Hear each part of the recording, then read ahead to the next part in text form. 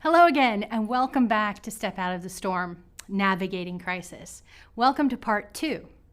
If you'll recall, in part 1, we talked about what? Gotcha. We talked about the first, second, and third stages, which are calm, trigger, and agitation. So we're going to move on and continue looking at this wave of crisis. Okay? So we're going to start with stage 4, which is acceleration. So we got to the agitation phase and we were not able to redirect the student back down to their calm state, right? For whatever reason, we missed the trigger. We weren't able to get them away from this crisis. And so they have continued to escalate, right? So they are accelerating now. They are on the fast track to full-blown crisis. This is when your student might start to lose rational thought, right? So now for sure, whatever the problem was, that's not the problem anymore. The problem now is you. And actually their fear, their level of internal fear. But really the problem is you now. You're keeping them from whatever it is they want, right? So they are continuing to become more and more upset. This problem, whatever it is the only thing they can think about, right? So this isn't the time for us to try and use a lot of redirection, right? This isn't the time for us to threaten with consequences, for example. This is not a teachable moment. This is not the time for you to say, remember your replacement behaviors, everybody take a deep breath in. That ship has sailed, as it were. That's not going to happen right now. At this point, you need to start focusing solely on safety, right? So if you are working with a student who is very explosive, potentially aggressive, either verbally or physically, right? This would be a good time to get the rest of the class out. This is a good time for you to call for help, right? This is right before things are going to get really hot and heavy. You're going to need some backup potentially. You want somebody else in the room, right? For a lot of different reasons that we're going to talk about. But this is the time now for you to call for help. What's really important at this point, right? And another reason that you really need to understand your students is that you need to know how many people it takes to help this student de-escalate. Because you don't want too few people, because that might not be safe. But you also don't want an entire hallway of teachers watching, right? Because then it becomes a show. And anybody who's on stage is going to ham it up for the audience, including your upset student, right? So we need only as many people in the room as is needed for safety, right? We don't want any innocent bystanders. We don't want any rubbernecking like an accident on the highway. Just the people that you need to remain safe. When you're communicating with a student at this level, you want to use short phrases, really basic language. Right? Remember, we talked about earlier, as we begin to get more and more upset, we lose communication skills, both expressive and receptive. So short phrases with simple language. I don't care if your student is in the GT program. Simple language, right? If you're working with a student who is in life skills, 1 or 2 picture symbols, that's it, right? Very, very simple language. And you're going to need to allow for processing, right? Because remember we said, as we get upset, our receptive skills drop. Part of our receptive skills is processing the information that's coming in, right? So whatever it is that you're saying, whatever it is that you're asking the student to do, even if it's as benign as please sit down, you need to wait, give the student an opportunity to respond, right? Because it might take them a minute to process what it is exactly that you have said. This is also the time. This is the time, and this is critical. You need to assess yourself. How are you doing? Where is your emotional level, right? You cannot match the student's emotional level. So if you've got a student who's screaming and hollering, right? You can't also be screaming and hollering and think that you're going to be able to maintain some sort of calm in the classroom, right? You have to stay at least one step below. It is absolutely natural that if you are dealing with a student who is becoming verbally or physically aggressive, that you're going to be scared. That's okay. That's absolutely natural. But you need to know that about yourself, right? Because oftentimes when we react out of fear, we do things that we might regret later on. We may say things that we regret, or we may behave in a way that we regret later on because of our fear, right? Now is the time to assess your own level of regulation. How are you doing? Because you've already called for help, hopefully, right? You've called for help and now you're thinking, man, I don't think I can do this today, right? So here comes help down the hallway. This is the opportunity for you to be able to step out, get a drink of water, step out, take a breath, and then come back and roll through the rest of this wave with your student, right? Really, really critical, because how you behave is going to set the tone for how the student continues to escalate or de-escalate. Any questions about that so far? Okay, great. Let's go on then. Look at this. Do you remember what to do with this slide? Let's review. Whenever you see this slide, I want you to take a deep breath in and let it out. Take a deep breath in and let it out. That's a really, really great thing for you to do when you are working with a student who is escalating, right? What happens, because we are humans and we live in communities, right? We have an amazing ability to co-regulate, right? So if you're upset and I'm working with you and I am regulating my breathing and I am taking those big breaths and I am exhaling slowly, you will too automatically, like unconsciously. So I can behave in a way that will help you calm down without me ever even saying anything. Isn't that amazing? Is that not the most amazing thing? You can see it. Think back, if you've ever held a baby, if you've ever held a crying baby, right? What do? Right? Most of us do something along the lines of this, right? Right? The more that we do this, the more that the baby starts to calm, right? Because we're co-regulating, because I'm calm, so the baby gets calm. If I'm upset and tense, the baby can't calm, right? Right. Same thing with your students. You don't have to hold and rock anyone, though. You are completely off the hook there. Because simply just breathing together can help your student co-regulate. So, fantastic. Another reason to remember this breathing trick. So let's look at stage 5.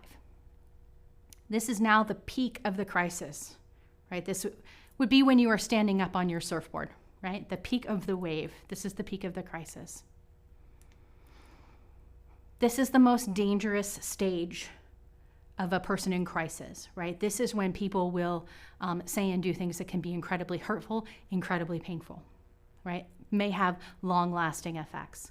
We need to be very, very careful in this stage. So what does this look like? This is going to be the time, if the student's going to lose control, this is where they're going to lose it, right? Do you remember what it looks like for me? Remember we talked about everybody's crisis looks different, right? What does my crisis look like? Do you remember? That's right. I stop talking, right? That's what my crisis looks like.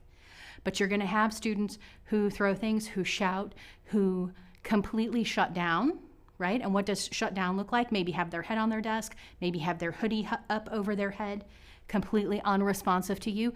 That is actively in crisis, right? So regardless of if you have the acting out kind of crisis or you have the withdrawn kind of crisis, our approach is the same, okay? I don't want you to think that because you have a child who is quiet when they are in crisis, that they don't need the same amount of attention that a screaming student needs, right? They both need the same kind of attention. So, but this is when you're going to want to watch out for verbal and physical aggression, right? Verbal aggression can't hurt you. It cannot physically hurt you. It can hurt you emotionally. No one can deny that, right? But it's not going to break your arm. So you need to watch out, though, for that physical aggression, right? We know that when all people, not just students, but all people, when we get to this level, our adrenaline makes us much stronger than we normally would be, right? That strength can be used, in dangerous ways. You need to be ready for it, okay?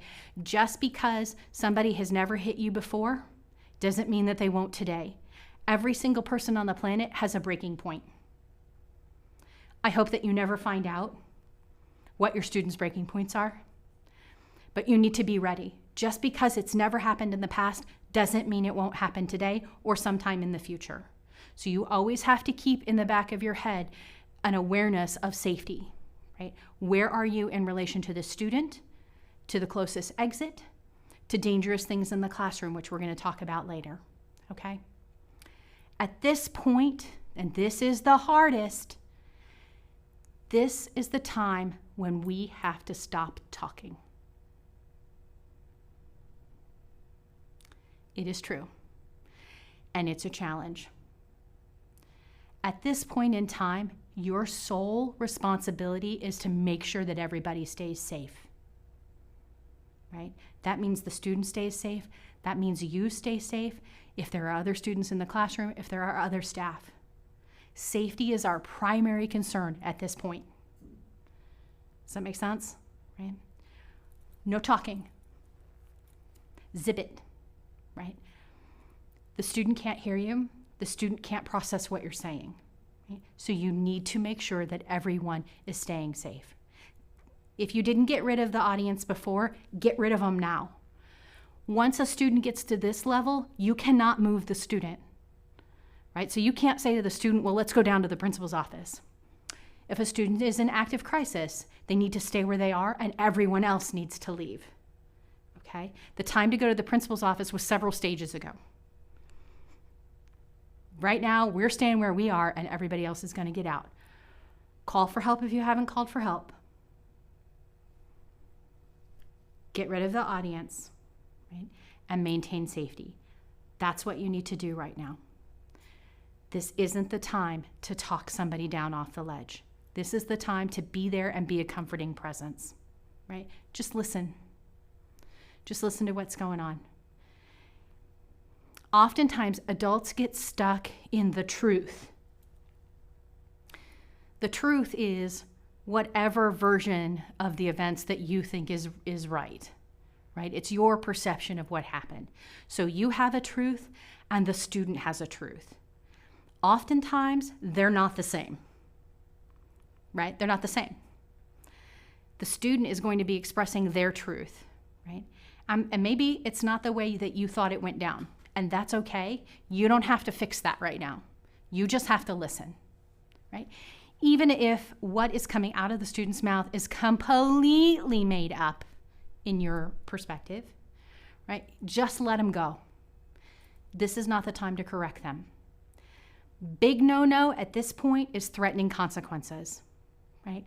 If you don't calm down right now, I'm going to call your father. If you don't calm down right now, you're not going to recess. If you don't calm down right now, you're not going to get to go to the cafeteria. If you don't, this isn't the time to threaten because the student doesn't care. They're not at a point where they can hear that consequence and do anything about it. Because trust me when I say this, if they could be calm right now, they would. No one in the history of mankind has calmed down because someone told them to. No one. So now is the time for us to make sure everybody is safe. If you have to say something, make sure it's not related to any kind of consequence, right? Things like, okay, you're safe now. We're safe right here. We're going to stay here together. We are safe right here, right? Remember, no consequences. No threatening with consequences right now. Is everybody still with me? Yeah? Okay. Stage 6 is de-escalation. Okay. The major crisis is over.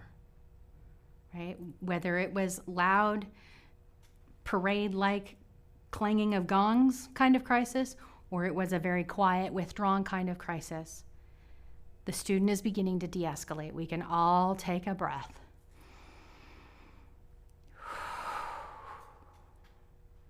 Right? So this is what it looks like, right? It looks like maybe the storm is past, right? Maybe the eye of the storm isn't over us anymore. The student is likely to have a drop in energy level. It's exhausting to get that upset. It is exhausting. So for young kids, and even older kids, I've seen kids fall asleep. I've had kids fall asleep in my lap, right? You'll see kids just like slump down in the corner of a room and just want to sit and be quiet, right? That takes a lot of energy to get that upset. So we need to respect that. The student might feel completely drained of energy and just want to veg in the corner for a while. And we have to respect that. So again, here we want to limit the audience, okay? This is like the safest part after the crisis. So we don't need that many people here, right? So if you had 5 people in the classroom to maintain safety, maybe 3 of them can go stand outside of the student's range of vision, right? So that's not so threatening anymore. We just want to make sure that everybody's chill, everybody's calm, right? We want to help the student regroup in private. So it can be really embarrassing, right? When you go fly off the handle, sometimes you can be really embarrassed by the way that you behaved. What if the student's crying, right? What if their clothes are all kind of messed up? What if they've, scratched themselves or injured themselves, right? They need to regroup in private, right? We need to allow them that dignity and that level of respect. At this point, you want to invite cooperation, right? I learned this trick many, many years ago, and it works a lot of the time. Nothing works every time, but it works a lot of the time. End your requests with yes, right? And it helps, and students just kind of naturally go, oh, yes, of course, right? Would you like a drink of water? Yes. Let's go get a drink of water, right? Would you like to go to the bathroom? Yes. Would you like a washcloth for your face? Yes. That yes, for some reason, triggers compliance, and it's very neutral, right? So we're not asking them to do any sort of compliance task. We're not asking them to make up the math that they missed when they were having their crisis, right? We're just asking them very neutral things. This is a really, really good time to start reestablishing your rapport with the student. This is the time to start rebuilding your relationship with the student. So things that are helpful, right? If you have a student who is sitting down over here, asking the student, would you like me to sit with you? It's a yes or no question, and that's okay. If the answer is no, you need to back away, right? Then they're not ready, right? Where would you like me to sit? I can sit over here, or I can sit over here.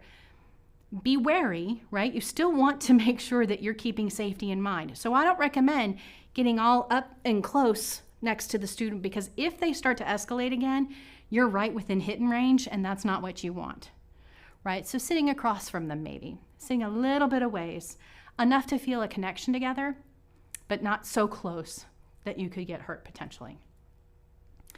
Water, really great idea. A restroom break to refresh themselves, really great idea. Some kids benefit from a walk around the track. This would be a good time for that, right? We're still not talking about super serious things though.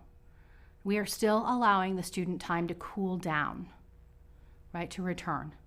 At this point, right, the student could go right back into crisis if something tips the wrong way, or they could continue to de-escalate. So you need to be ready for both of those possibilities, right? But hopefully by the way we behave, we can guide the student into further de-escalation. That would be the goal, right? Watch the student's appearance for signs that they are de-escalating, right? So a lot of times you'll have students say, I'm ready to go back to class. I want to go back to class right now. I understand, but you are yelling at me, so that tells me that you're not quite ready, right? Or you're breathing very rapidly, or your face is very flushed, right? right? Those are still physical signs that you're not quite ready. So keep an eye on that, even though the student may say that they are ready, that they're calm, that they're feeling better, right? Watch for those physical signs because they'll tell you without a doubt if the student is ready, right? Do you need to go to the nurse? Right? Was there a containment? If there was, then you need to go to the nurse. You need to make sure that the student is okay, right? Did they get hurt in any way?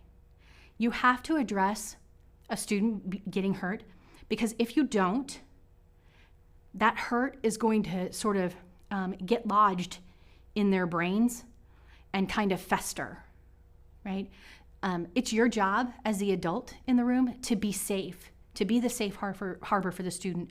So if you are the person who inflicts pain, it's going to damage your relationship with the student, and they're not going to forget, right?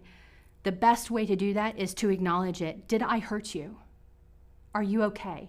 Do you have any scratches? Do you have any bruises? Let's go see the nurse, okay? To make sure that they are feeling okay. And once we get to the point where we can talk, then we can have a conversation about what happened and how that injury might have happened. Any questions on de-escalation?